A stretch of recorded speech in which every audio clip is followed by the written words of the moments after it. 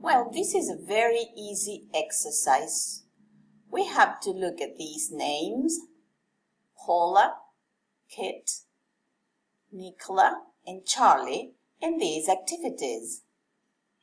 And then the ticks and the crosses. What we have to do is choose the correct option. So look at number 1. Paula can or can't build robots.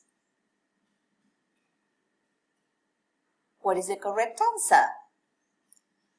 Paula can't build robots. Good. Let's go to the second sentence. Kit can or can't skip.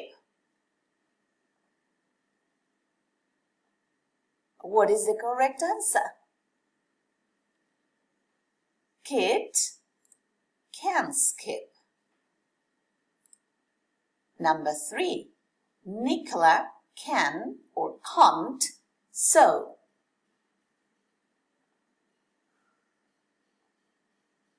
What is the correct answer? Can't.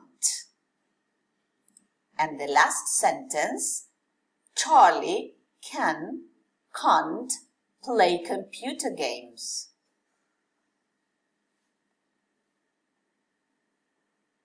And the correct answer is can. Charlie can play computer games.